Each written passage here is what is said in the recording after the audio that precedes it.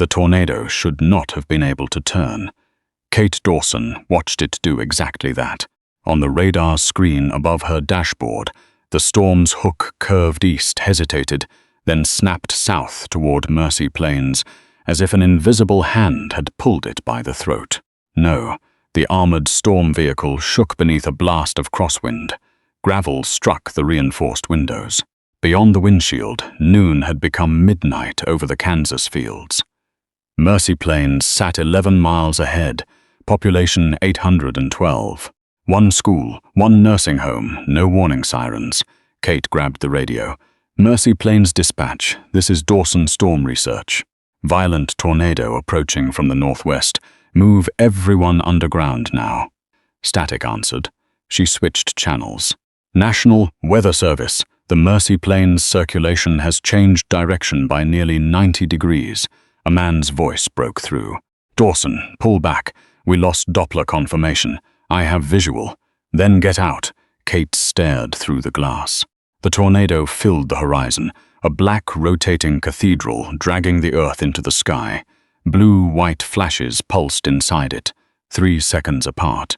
Exactly 3. 18 years ago, Dr. Evelyn Dawson had driven into a tornado outside Mercy Plains and vanished. No body, no vehicle. Only a strip of red wool caught on a fence. Kate had been 12. She had spent the rest of her life chasing storms because grief was easier to survive when it had a shape. Another flash lit the funnel. 3 seconds. Her navigation screen went black. White letters appeared. Come to the eye, Catherine. Only her mother had called her. Catherine. Kate slammed the brake. The vehicle skidded sideways across the highway. The message vanished. A second appeared. Your mother is waiting. Someone had hacked her system. Someone who knew Mercy Plains. Someone who knew Evelyn Dawson. She should have turned west and called federal authorities. She should have remembered that obsession had already taken one Dawson woman into a storm. Instead, Kate shifted into low gear and drove toward the tornado.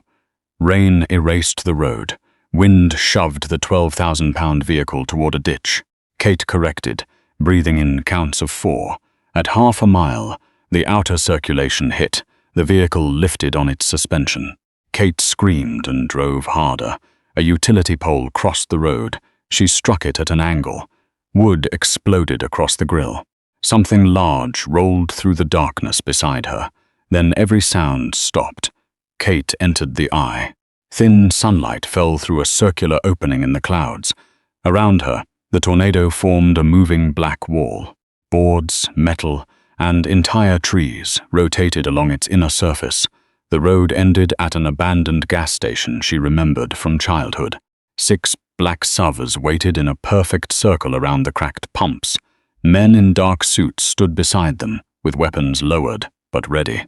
None looked frightened. At the center stood a tall man in black. He faced the tornado with one hand in his pocket, as if he had been waiting outside a private restaurant, instead of inside a storm powerful enough to erase a town.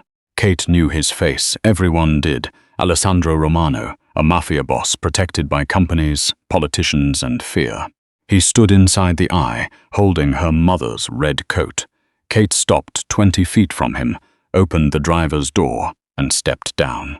The silence felt wrong against her skin. Where did you get that coat? Alessandro turned, dark hair, cold eyes, a face built from controlled violence. He did not raise a weapon. He did not need to. Every man around him watched Kate. His gaze moved to her right hand, gripping the doorframe. You hold the wheel tighter when you're afraid, he said. Kate froze. You have 10 seconds to explain how you know that. I have known it for 11 years. Wind roared beyond the eye wall. Were you following me? Yes. The answer came without shame. Why? To keep you alive. I was alive before I met you. No, Catherine. You were visible. He stepped closer and held out the coat. The wool was faded and torn at one sleeve, but Kate recognized the small silver button her mother had sewn onto the collar. Her knees weakened. Is she alive? Alessandro did not answer quickly enough. Kate seized his jacket. Every weapon in the circle rose. He lifted one finger. The guns lowered. Is my mother alive? I do not know, rage steadied her. You lured me into a tornado for a coat and an answer you don't have. I did not bring you into it. He looked toward the rotating wall. My father did. A low detonation rolled beneath the ground. The gas station windows burst outward.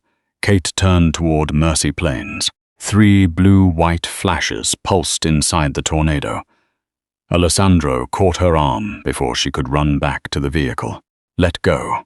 The storm is listening to your equipment. That is impossible. Your mother built the system beneath this town. Someone has activated it, and your recording array is broadcasting the command sequence. Another underground blast sounded. The tornado tightened.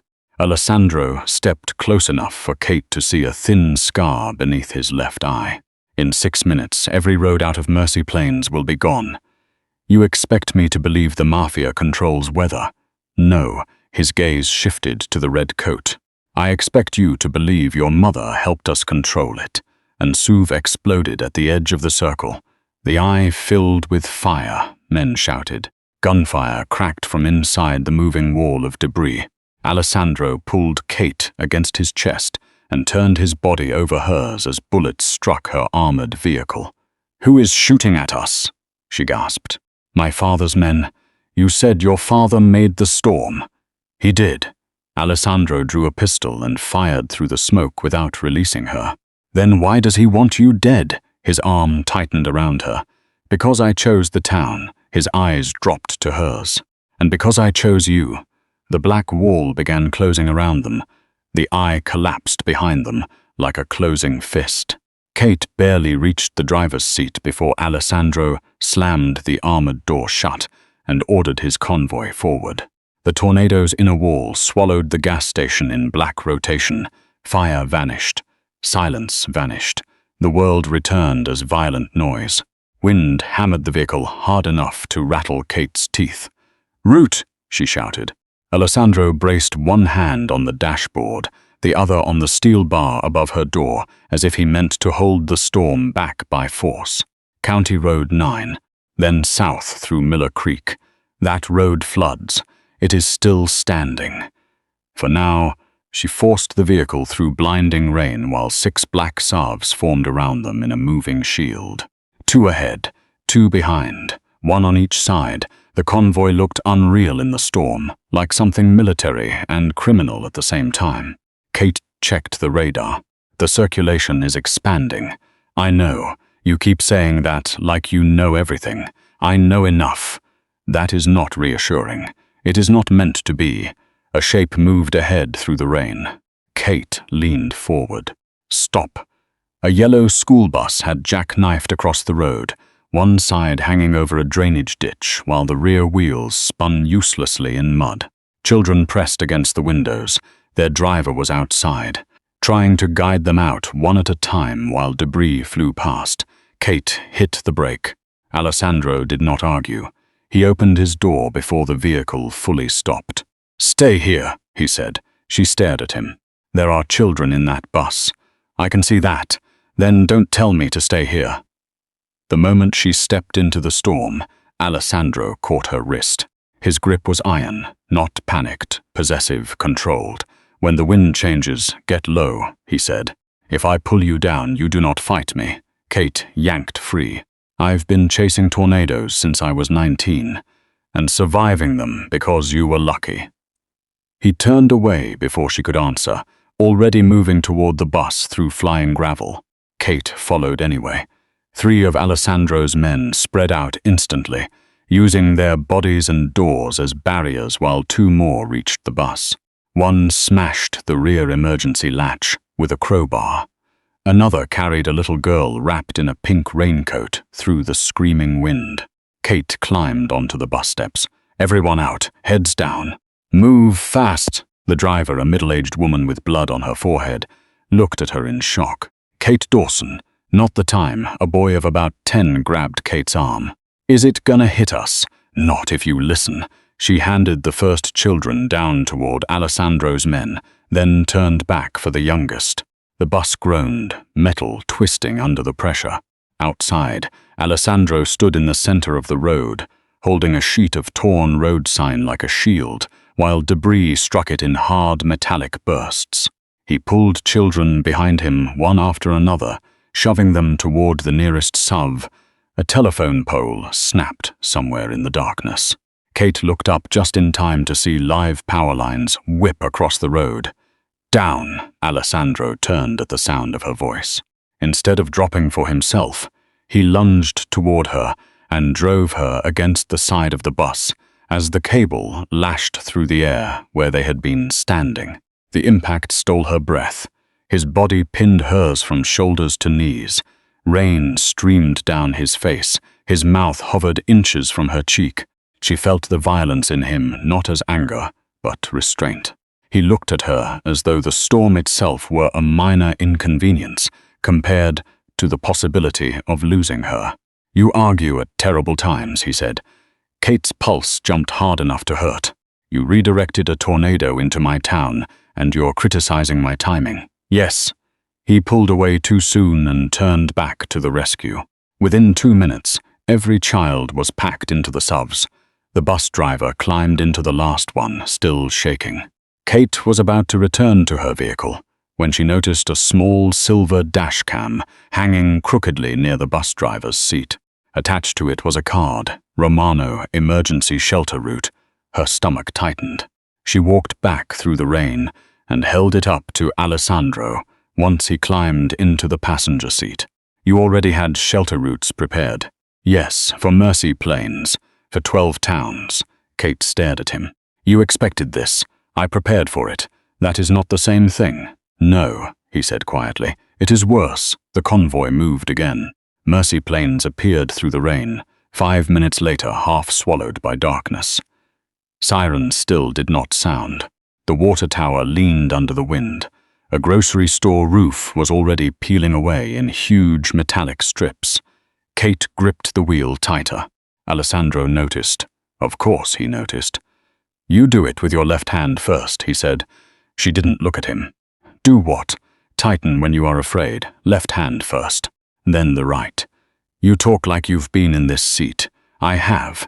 She turned toward him sharply. "What?"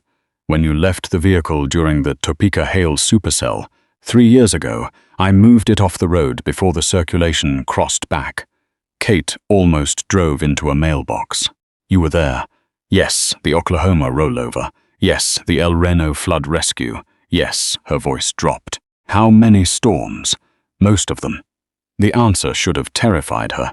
It did, but beneath the fear was something more dangerous. A sick, involuntary warmth. A part of her that had spent years driving alone into disasters, suddenly understanding she had not been alone at all. "You followed me for 11 years, she said. Alessandro watched the road ahead. I watched for threats. "I am not a shipment to guard, no." His eyes moved to her hands on the wheel. "You are worse." Before she could answer, the lead SUV swerved hard. A weather tower stood ahead at the intersection, its support legs buckling. Beneath it, the earth had opened in a perfect circle, exposing metal casing and wires. Kate braked. One of Alessandro's men jumped out with a flashlight. The beam caught a steel canister bolted beneath the tower. Kate knew the stamped initials on the casing before she got close enough to read them. E.D. Evelyn Dawson, her mother's design. A timer on the side read a 2:17. Kate stopped breathing. Alessandro came up behind her, close enough that she could feel his heat through the soaked layers of her jacket. "I told you," he said. "This storm is not natural."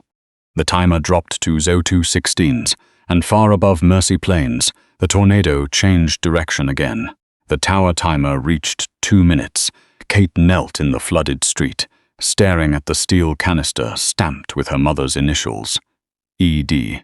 A design signature, a confession. Alessandro crouched beside her. "Can you disarm it? This is not a bomb. It has a timer. It is a pressure trigger." She wiped mud from 3 needles, trembling over atmospheric readings. "Your mother used controlled detonations to force wind shifts," Alessandro said. Kate looked at him. "You sound certain." "I have seen towns disappear." One of his men approached. 90 seconds. Kate opened the maintenance cover.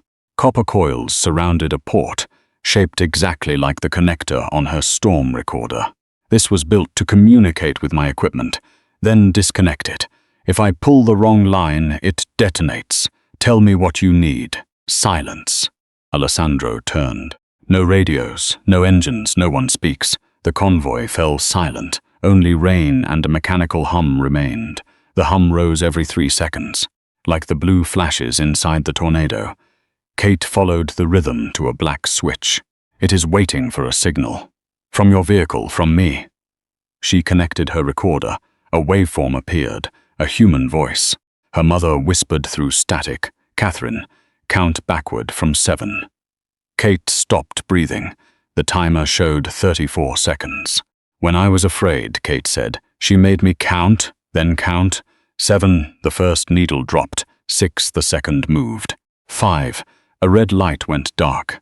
4, the tower groaned. Alessandro placed a hand behind her neck as broken glass fell nearby. 3, the tornado roared over Mercy Plains. 2, the timer froze. 1, the device went silent. Across town, the tornado shifted north. A narrow corridor opened toward the abandoned radar station. Alessandro's hand remained against her neck, not gripping, holding. Kate stood and broke the contact. You knew that code would be here. I knew Evelyn used your childhood patterns. You knew my mother. I knew of her. That is not the same thing. No, she was more dangerous than most men I have killed. Kate stepped closer. Did you kill her? Every man nearby became still. Alessandro did not. No. Did your father? His jaw tightened. I believe so. You believe. My father never leaves certainty where it can be used against him. Kate disconnected the recorder and walked toward her vehicle. Alessandro followed. Mercy Plains has 20 minutes before the next line arrives. Then move everyone underground. The radar base has reinforced levels. It has been abandoned for 15 years. It has not. Kate turned. My family has been using it, he said. The convoy gathered school children, nursing home residents, and anyone else they could reach. Kate led them through debris-filled streets while Alessandro directed his men. He knew which homes had basements, which roads had weak bridges, which residents needed oxygen. He knew Mercy Plains too well. At the edge of town, the radar station rose from the fields like the skeleton of a dead machine. Its white dome had split open years ago. Rust covered the towers, yet the steel gate opened before them. You said it was abandoned, Kate said. To the public. That phrase is becoming a problem. Inside, emergency lights revealed a vast hangar. Alessandro's men led the civilians underground, while Kate followed him into an active control room. Maps covered the walls, her routes. 11 years of them. Pins marked every storm Kate had chased. Red circles marked injuries. Blacks marked places where she had nearly died. And there were photographs. Kate beside her first research truck. Kate asleep in a roadside diner. Kate standing at her mother's empty grave. Kate changing a tire alone at night. Hundreds of images. She turned toward Alessandro. What is this? Preparation. This is surveillance, yes. Her palm struck his face. The sound cracked through the room. Alessandro's head turned. A red mark appeared on his cheek. He did not touch it. Do you feel entitled to every part of my life? No. Then why do you have photographs of me sleeping? Because you stopped breathing for 11 seconds that night. He removed a medical report from a cabinet. Her report. You broke into my records. I bought the clinic. You had an arrhythmia caused by exhaustion. The doctor told you to stop chasing storms. You ignored him. So you bought the building. I replaced the doctor with one who would not lose your test results. You cannot hear how insane that sounds. I can. His calm frightened her more than anger. Did you pay my research grants? Yes. The Anonymous Foundation? Yes. The reinforced windows in my vehicle? Yes. Kate stepped back. Every success she believed was hers carried his fingerprints. You built my life around your control. I kept your life from ending. You do not get to decide the difference. Something shifted in his expression. Not guilt, fear. "You vanished from my cameras during the Joplin storm," he said. "For 7 minutes, I believed you were dead. That was not your grief to have. It became mine before I understood what it was." Kate hated hearing loneliness inside the confession. A siren sounded below. Alessandro moved toward the door, but Kate caught his sleeve. "Why me?" He looked down at her hand, then at her face. "Because your mother made me promise." Kate released him. "You said you only knew of her." I lied. The monitors flickered. Every screen turned black. A woman's face appeared in static. Evelyn Dawson, older than Kate remembered, blood at her temple. Kate moved closer. "Mom," the recording continued, "if Alessandro Romano finds you, he will tell you he protected you." Alessandro went still behind Kate. Evelyn looked into the camera. "Do not trust him, Catherine." Kate's throat closed. "Ask him what he did the night I disappeared." The recording ended. The room went dark. In the silence, Kate heard Alessandro lock the door. Kate turned toward the locked door. "Open it." Alessandro stood between her and the control panel, his face unreadable in the emergency light. "No. My mother just told me not to trust you. She recorded that message 18 years ago. And you locked me in a room to keep my men from hearing what comes next. You are doing an excellent job proving her wrong." A low alarm pulsed through the radar station. Alessandro removed a brass key from beneath his shirt. It hung from a black chain against his chest, worn smooth with age. Kate recognized the symbol engraved on it, a spiral crossed by 3 lines. The same mark appeared on her mother's storm journals. "Where did you get that?" "From Evelyn. You said she made you promise to protect me. She made me promise many things. Start telling the truth." Alessandro crossed to a steel cabinet and inserted the key. The back wall slid open, revealing a narrow passage descending beneath the control room. Cold air rose from below. "The answer is under your childhood home," he said. Kate stared at the darkness. "My house is 4 miles away. The tunnel is longer than it looks. You expect me to walk underground with a man my mother warned me about?" "No." He picked up a rifle and handed her his pistol. "I expect you to keep that aimed at me until you decide whether to shoot." Kate took the weapon. He turned his back and entered the tunnel. She followed. The passage was lined with old weather cables, communication wires, and pipes carrying a faint vibration through the concrete. Alessandro walked ahead without looking back, trusting either her restraints or his belief that she needed answers more than revenge. After several minutes, Kate said, "How old were you when she disappeared?" 21. "You knew her before that?" "For 6 years.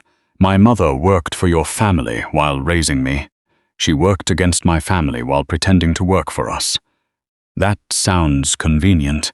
It nearly destroyed the Romano organization. You inherited it anyway. I inherited what survived."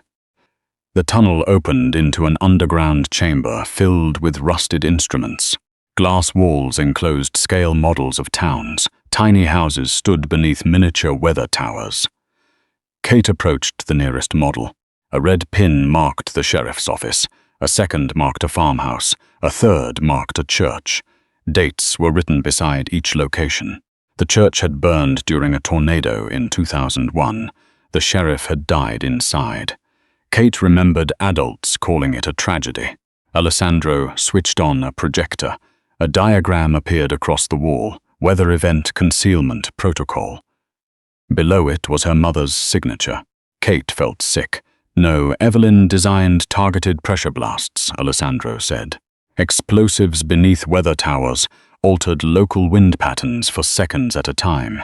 You cannot create a tornado with explosives." "No.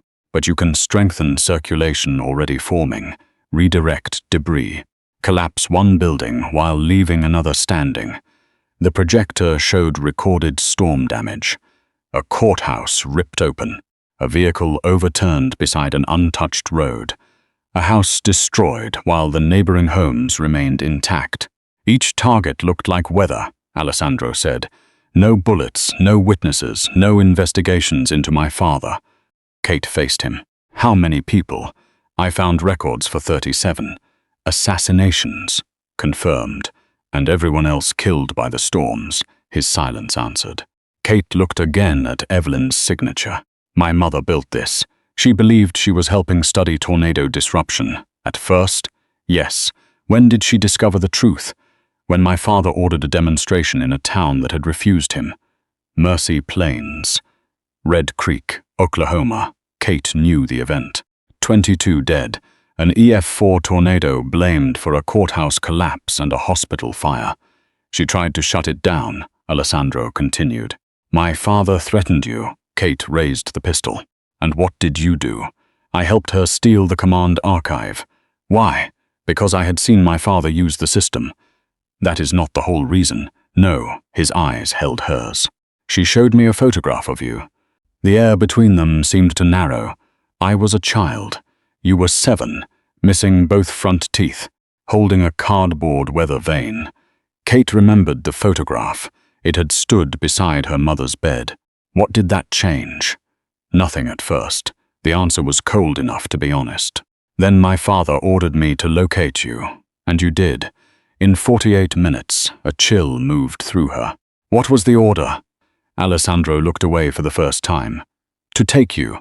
Kate tightened her grip. For leverage, yes. Did you? No. Why? Your mother had already moved you to a church basement outside Wichita. I watched you through a window while she negotiated with my father. What happened? She gave him false codes. He discovered the betrayal. The storm system activated before she could escape. Kate's voice broke. You were there. Yes. Did you see her die? I saw her vehicle enter the circulation. And you did nothing. I went after her. Where? To the old Dawson property. The floor vibrated. Dust fell from the ceiling.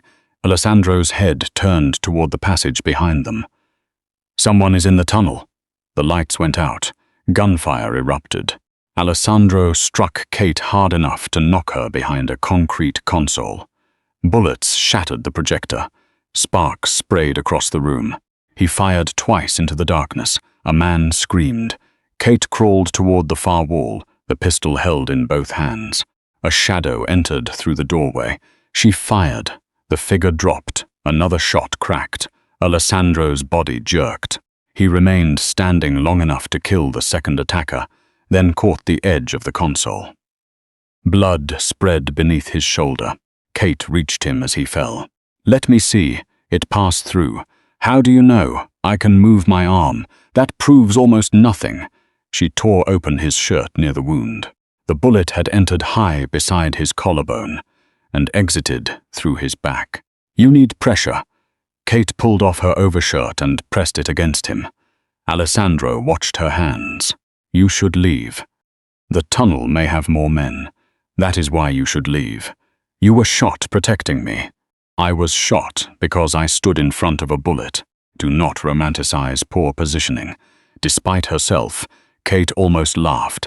Then another tremor shook the chamber. The miniature towns toppled from their tables. A support beam cracked above her. Alessandro moved before she understood the danger. He dragged Kate beneath him. Concrete crashed across his back. His breath left in a harsh sound. But he did not release her. For several seconds, they remained trapped beneath dust and darkness, his body forming a shield over hers. Kate could feel his heartbeat against her palm, fast, human. Alessandro, I am alive. You are bleeding on me. I have done worse things near you. That is not comforting. It was not intended to be. She pushed debris from his shoulder. Their faces were inches apart. Without the suit, the convoy, and the men who feared him, Alessandro looked exhausted. The scar beneath his eye ended near his cheekbone. Kate lifted her fingers before she realized she intended to touch it. He caught her wrist, not roughly. Do not. Why? Because I am injured. That has never stopped you from controlling me. It may stop me from stopping you. The words settled between them. Kate's pulse changed. His gaze dropped to her mouth, then returned to her eyes with visible effort. She should have moved. Instead, she whispered, Did you save me that night? Yes. How? I carried you out through the church tunnel while your mother drove away. You never told me. You were unconscious. For 11 years, you watched me because of a promise. At first. And later, his hand loosened around her wrist. Later, the promise was the excuse. Kate leaned closer before fear could stop her. Alessandro's fingers moved toward her face. An alarm exploded overhead. A hidden monitor activated. A document filled the screen. Romano Protection Directive. Subject: Catherine Dawson. Status: Essential Asset. Kate read the final line. Alessandro Romano is ordered to preserve subject alive until system activation. She looked at him. You were ordered to keep me alive. Yes. Until the system activated. Yes. The monitor changed to live radar. The tornado had turned directly toward Mercy Plains again. A command sequence scrolled beneath it. Authorization source: A. Romano. Kate stepped away from him. The truth became colder than the underground room. You did not come here to stop the storm. Alessandro said nothing. You started it. Kate kept the pistol aimed at Alessandro. The radar painted Mercy Plains in red. Its path crossed the school and nursing home before curving toward the radar base. At the bottom of the screen, one line remained unchanged. Authorization source: Romano. You started it. Alessandro pressed one hand against his bleeding shoulder. I activated the pressure network. That is the same thing. The storm already existed. You pointed it at 800 people. I created a corridor. You created a weapon. His jaw tightened. I needed my father to believe the archive beneath your home would be destroyed. So you used my town as bait. I used the only place he would come himself. Kate looked at the emergency cameras. Children sat wrapped in coats while his men carried oxygen tanks. Every rescue was real. So was the danger. How many people were acceptable losses? None. Then, why risk them? Because my father was preparing a national activation. 12 weather sites appeared across the Midwest. He intended to trigger simultaneous disasters, Alessandro said. Courthouses, witnesses, town records. Mercy Plains is the central command point. You could have gone to the FBI. My father owns federal agents. You could have told me. You would have warned the town and driven him back underground. So you hacked my vehicle and used my mother's name. Yes. The honesty struck harder than denial. You knew what that message would do to me. I knew you would follow it. Because you studied me. Yes. Because you photographed me sleeping. His expression changed. I knew because you have spent 18 years chasing any possibility Evelyn survived, and you used that grief. Yes, Kate raised the gun higher. Say something that makes this less monstrous. There is nothing. Tell me you had no choice. I had choices. Tell me you did it for the town. I did it to expose my father. Tell me you did it for me. His gaze held hers. That would be the worst lie. For one terrible second, Kate wanted him to lie. I wanted Vittorio Romano destroyed. I believed I could keep you alive while I did it. You believed your obsession made you careful. It made me arrogant. Did you ever protect me without using me? The first time I saw you, you were 7. You were crying behind a church boiler because you thought the thunder meant your mother had died. Kate remembered the damp basement. My father ordered me to bring you to him, Alessandro continued. I carried you to another exit instead. That was before the protection directive, yes. And after. I no longer knew where the order ended. Alessandro removed the brass key from his neck. Your mother divided the shutdown sequence into 3 parts. One is inside your recorder. One is the counting pattern. The last is in this key. What happens when they connect? The network dies, and the tornado becomes natural again. That does not make it disappear. No. How long? 17 minutes. Then take me to the command room. A blast struck the outer tunnel. A voice shouted over the radio. Romano vehicles at the north entrance. 20 men. His father had arrived. Alessandro reached for the key, but Kate stepped back. You are not coming. His eyes hardened. Do not confuse betrayal with my willingness to let you enter gunfire alone. You are injured. I can still shoot. So can I. You do not know the traps. My mother built these tunnels. My family filled them." Kate pressed the pistol against his chest. "Give me the key." "No, I will shoot you. I think you will aim away from anything fatal." "You do not know me as well as you think. I know how you hold a gun when you intend to kill." He stepped closer until the barrel touched his shirt. "You are angry because some part of you trusted me. I trusted what you did. That is worse." He took the pistol from her, removed the magazine, and returned the empty weapon. Kate slapped him. His shoulder struck the wall. He made no sound. "I hate you. I know. I hate that you saved those children after putting them in danger. I know. I hate that I still believe you would die for me." Alessandro went still. "That is the only thing about me you have never misunderstood."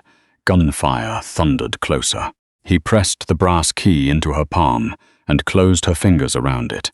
"North Tunnel, 300 yards. Take the passage marked with a white circle. Avoid the stairs." "You said you were coming." "I lied." Kate looked at the blast door behind him. "You are staying to hold them back. Yes, you cannot fight 20 men." "I do not need to win." He raised one hand toward her face and stopped. Kate hated herself for leaning into his palm. His thumb rested against her cheek. Then he withdrew. "If the system asks for a guardian code, enter April 9th. What happens to you? Nothing you are responsible for."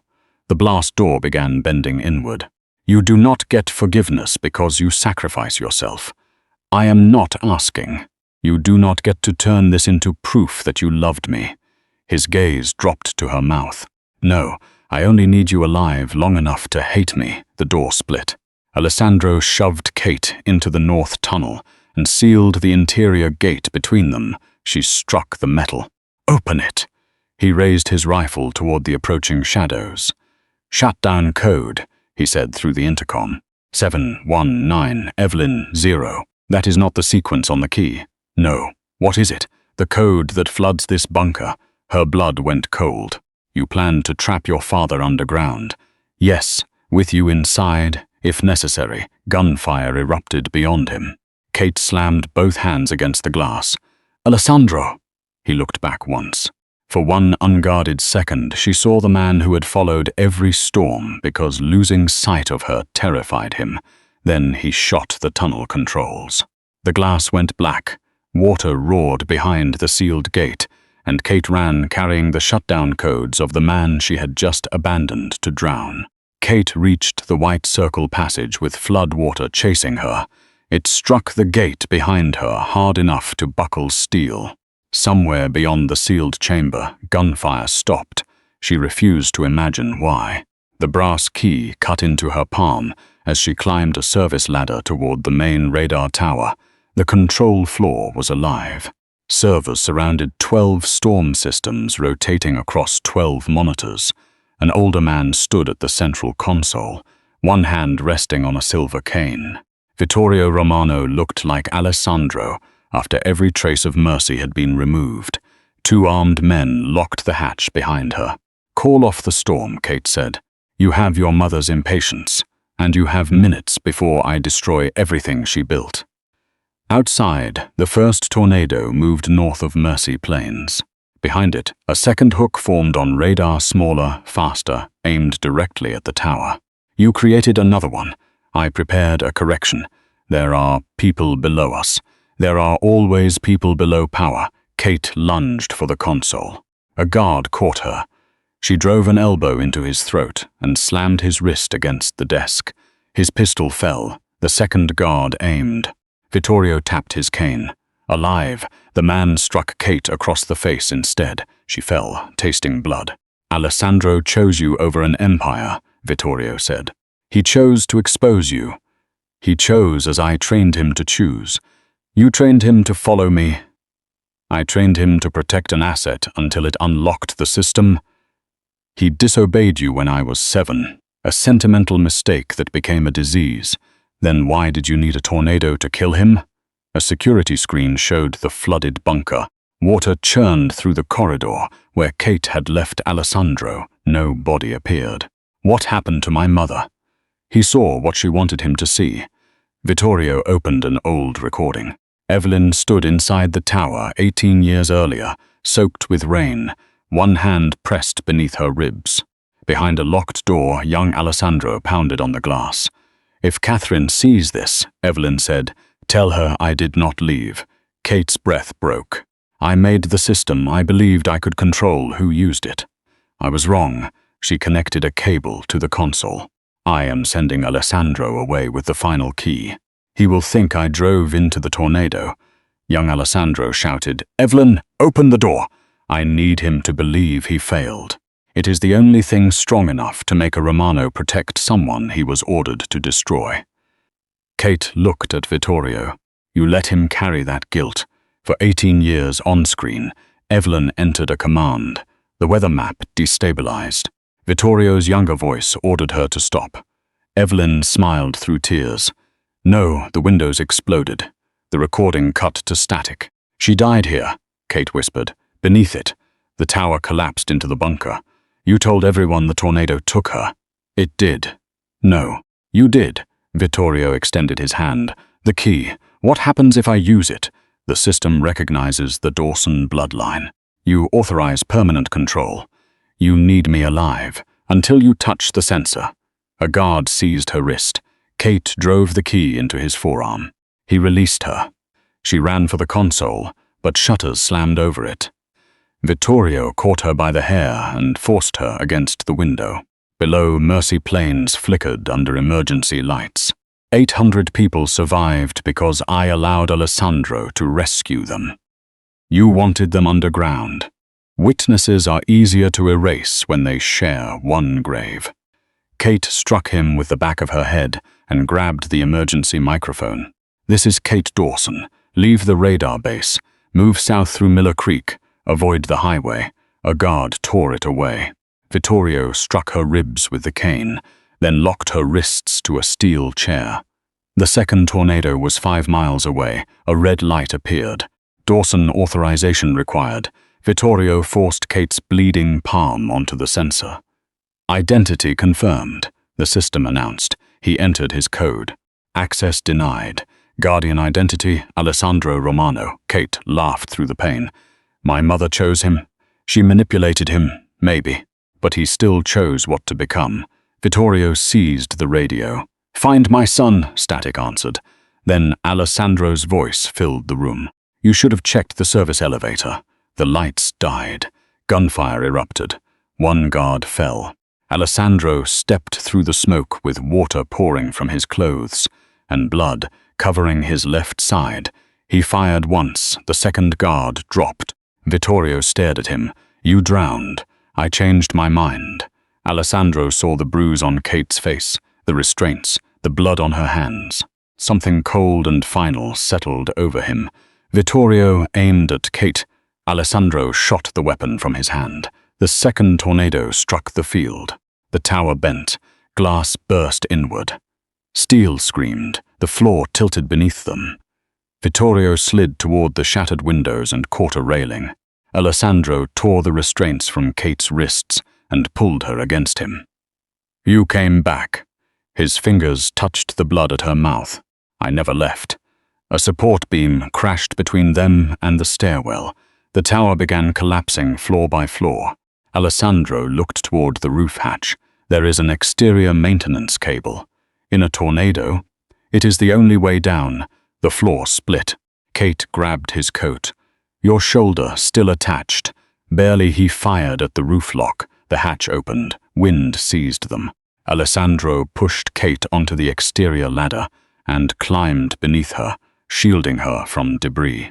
Halfway up, the radar dish tore free and struck the tower. The ladder ripped away beneath his feet. Kate screamed his name. Alessandro caught the final rung with one hand. His wounded shoulder pulled out of place. Below, black SUVs lifted from the ground and vanished into the storm. Kate reached down. "Take my hand. I will pull you with me. Then we fall together." His eyes lifted to hers. The tower leaned toward the tornado, and Alessandro let go. Alessandro fell into the storm. Kate threw herself across the roof and caught the leather strap beneath his coat. The force nearly pulled her over the edge. His body slammed against the tower. The final rung tore from the wall and vanished into the tornado. "Let go!" he shouted. Kate wrapped the strap around her forearm. "You first. Kate, if you fall, I fall." Wind ripped the words from her mouth, but he understood. Something changed in his face. All the cold authority disappeared. For the first time since she had met him, Alessandro Romano looked afraid. Not of dying, of taking her with him. He reached upward with his uninjured arm. Kate caught his wrist and pulled until his hand closed around the roof ledge. Metal groaned beneath them. Alessandro dragged himself onto the roof and rolled over Kate just as a section of radar dish flew past. His body covered hers, always his body. Always the same dangerous instinct to place himself between her and destruction. "You were supposed to climb," he said against her ear. "You were supposed to hold on. I made a decision. So did I." The tower lurched. Below them, the first floors collapsed inward. The maintenance cable stretched from the roof toward an equipment platform 30 feet away, swaying above open air. Alessandro fastened Kate's harness to the cable. "You go first." "No. This is not a negotiation. You can barely use one arm. I need only one to push you." Before she could resist, he hooked her pulley onto the line and sent her across. Kate flew through rain and debris. The platform rushed toward her. She struck the railing and caught it before the wind could tear her loose. Alessandro followed. Halfway across, the cable snapped behind him. He hit the platform hard enough to buckle the railing. Kate grabbed his coat and dragged him over. Blood covered his shirt beneath the rain. "Your shoulder, dislocated. That is not all. It is enough." A deep mechanical alarm rose from inside the tower. Vittorio's voice echoed through the emergency speakers. "You cannot destroy the network without destroying every Romano account connected to it." Alessandro looked toward the control room below. "What does that mean?" Kate asked. "The weather system funded our shipping routes, judges, banks, and political protection." "How much?" "Everything." Vittorio laughed through the speakers. "Walk away, son. The girl will still be alive tomorrow. Your empire will not." Alessandro removed a small black device from inside his coat. A dead man transmitter. Kate stared at it. "What does that control?" "Every Romano server connected to the network. You can erase the system remotely. I can burn it. And your money. Yes, your men. Anion, who remains loyal, will lose protection. Your homes? Yes. Your name." He looked at her. "That may take longer." The tower shuddered again. Below them, Vittorio climbed through the broken control room, one hand gripping the railing, the other holding a pistol. "You built an empire for her," he shouted. "Do not pretend destroying it makes you free." Alessandro pressed his thumb against the transmitter. Kate caught his wrist. "If you do this, you lose everything." "No," his eyes held hers through the rain. "I lose what kept me from leaving." He activated the device. Across the dark fields, towers flashed one after another. The first weather station exploded beneath the tornado. Then the second. Then every hidden generator surrounding Mercy Plains ignited in a widening circle of fire. Inside the control room, the servers burst into sparks. Maps vanished from the monitors. Bank accounts erased. Encrypted files dissolved. Safe houses unlocked. The Romano Empire began dying in silence. The tornado changed immediately. Its black funnel loosened, no longer held to an artificial path. Wind still tore across the fields, but the circulation began moving away from Mercy Plains. Vittorio raised his gun. "You destroyed your bloodline." Alessandro stepped in front of Kate. "My bloodline destroyed itself." Vittorio fired. Alessandro turned as the bullet struck the metal railing beside him. Kate seized a loose steel bar and drove it into Vittorio's wrist. The pistol fell through the broken floor. Vittorio caught Kate by the throat. Alessandro hit him with his injured arm. Bone shifted beneath his coat, but he did not stop. The two men crashed against the railing. Vittorio drove a concealed blade into Alessandro's side. Kate saw the blade disappear beneath his ribs. Alessandro made no sound. He caught his father's wrist, twisted it, and forced him backward toward the collapsing control floor. Vittorio looked at Kate. Ask him how many towns he sacrificed before he decided yours mattered. The floor split beneath him. Alessandro grabbed his father's coat. For 1 second he could have saved him. Vittorio smiled. You are still my son. Alessandro released his hand. No. Vittorio fell into the burning bunker. The command tower began collapsing around them. Kate reached for Alessandro. We have to move. He pulled the knife from his side and threw it away before she could see how deep it had gone. Then the platform dropped. Alessandro caught Kate against his chest as they fell through a maintenance floor. Steel beams crashed behind them. Fire rolled through the tower shaft. He lifted her into his arms. Put me down. The stairs are gone. You are bleeding. So are you. That is not an answer. It is the only one you are getting.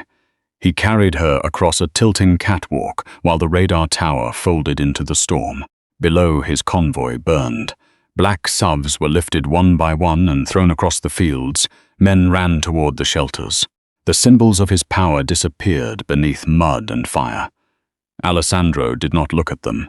He looked only at Kate. A section of roof crashed behind them. He jumped from the final platform as the tower collapsed. They hit the ground together.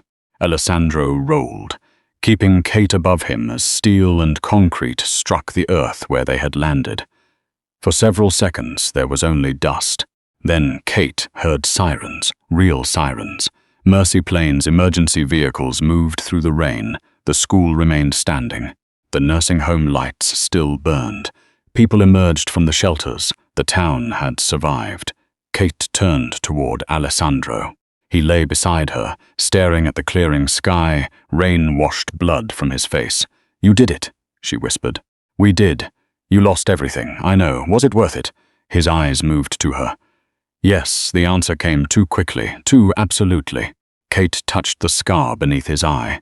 He did not stop her this time. You used me, she said.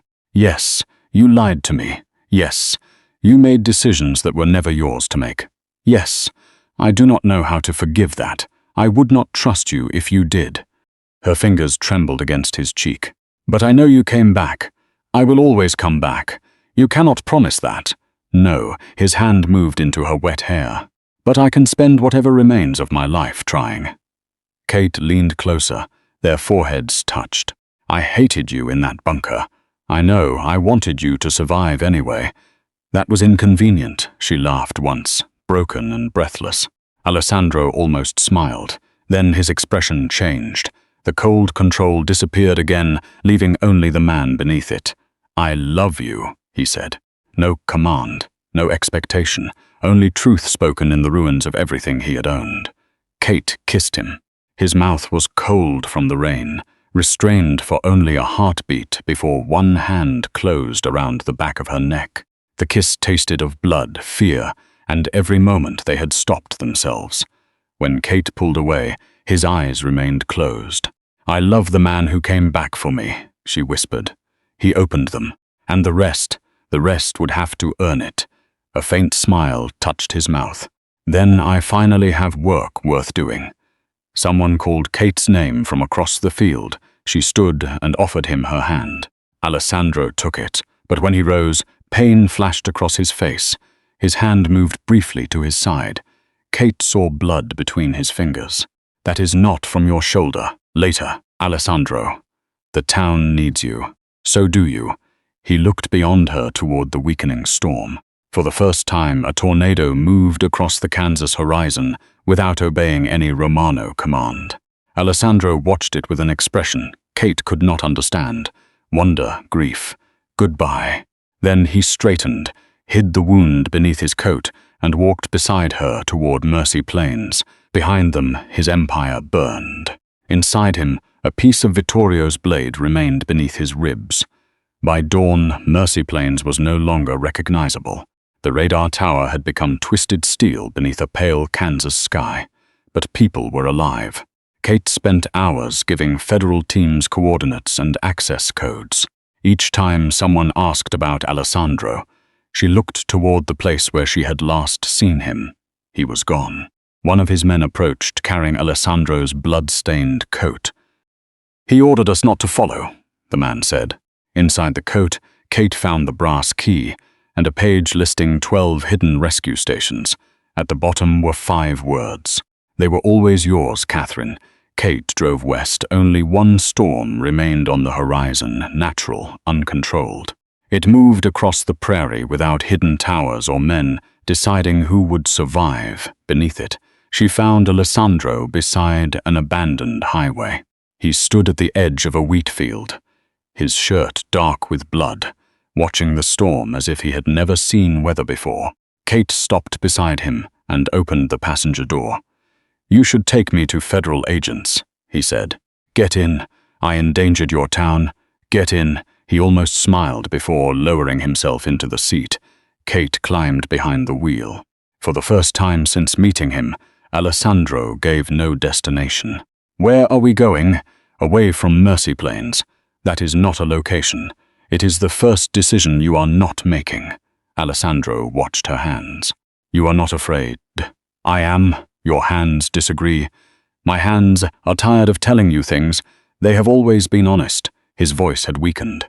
Blood had spread beneath his coat and across the seatbelt. "Show me the wound." "No." She pulled onto the shoulder and reached for him. Alessandro caught her wrist. "Drive. The blade is still inside you." "Yes." "How long? Since the tower?" Kate stared at him. "You knew." "Yes. You kissed me without telling me. You might have stopped. I would have found help. There is none close enough." Kate grabbed the radio. The power cable had been removed. "You planned this. I prepared for it. Stop using different words for the same cruelty." She drove faster. "There is a hospital in Dodge City. Too far. We will make it. Catherine, do not call me that. It is your name. It is the name my mother used when she needed me to listen." "Then listen." "No." His breathing became shallow. "I opened the door," Kate said. "You got in. That means you do not decide where this ends. I spent 11 years deciding for you. Then consider this repayment. I would if I had more time." Kate's vision blurred. "You said you would always come back." "I did. This is not coming back. It was the only way I knew. You destroyed your empire and climbed a tower for me. Now you are giving up on a highway." "I am not giving up." "Then stay awake. I am trying." She took his hand. It was cold. "I followed your first storm outside Wichita," he whispered. "You said 11 years. 11 years, 4 months and 6 days. You counted. I counted everything. Your vehicle lost power near a flooded bridge. You climbed onto the roof and shouted at the sky. I was angry. You were magnificent. I looked ridiculous. You looked alive." His thumb moved weakly over her knuckles. "After that, every time the sirens started, I knew where you would go. You could have spoken to me. I did not know how to enter a life without taking control of it. So you hid and watched me." Yes, that was not love. No, the admission hurt more than an excuse. "It became love," he said, "but I treated it like surveillance because surveillance could not reject me." Kate looked at him. "When did you know?" "During the El Reno flood, you went back for a stranger's child." His eyes met hers. "I understood that if you died, the world would continue." He swallowed. "And I would not." A hospital sign appeared ahead. 69 miles, too far. "You are going to survive long enough to earn the rest of me," Kate said. A faint smile touched his mouth. "That was the plan. What would you have done tomorrow?" "Rebuilt the rescue network in every town my father damaged, and after that, learned to sit in the passenger seat." Kate laughed once, broken and breathless. "You would have hated it, probably." "And me?" "Never." His fingers loosened around hers. Kate. She had never heard him say her name that way. No command, no distance, only fear. "I'm here. Do not stop chasing storms." "I will stop." "No, I do not care about storms." "You do." "I care about you." His eyes closed. "Then carry both." Kate pulled onto the roadside. "Alessandro." He opened his eyes one final time. "The first natural storm," he whispered. "And you opened the door." Kate pressed her forehead to his. "I love you." His breath trembled. "I love you, Catherine Dawson." His hand rose toward her face but fell before reaching it. Kate caught it and pressed his palm to her cheek. "Stay." For the first time, Alessandro Romano could not obey her. His last breath left as the storm moved freely across the Kansas horizon. Kate remained beside him until sunlight reached the passenger seat. 6 months later, the first Dawson Romano rescue station opened in a town Vittorio had damaged. Others followed. Each held armored vehicles, medical supplies, radios, and evacuation maps for places too small to receive help in time. Kate would not turn him into a saint. He had been a criminal, a liar, a man who confused control with protection and obsession with love. He had also destroyed the only world he knew, so hers could survive. Every spring, Kate returned to the road with her mother's recorder beside the dashboard and Alessandro's brass key beneath the mirror. The passenger seat remained empty, not because she believed he might return, because some absences deserved a place of their own. Whenever fear tightened her left hand, Kate remembered the man who always noticed. She loosened her grip. Then she drove toward the storm alone.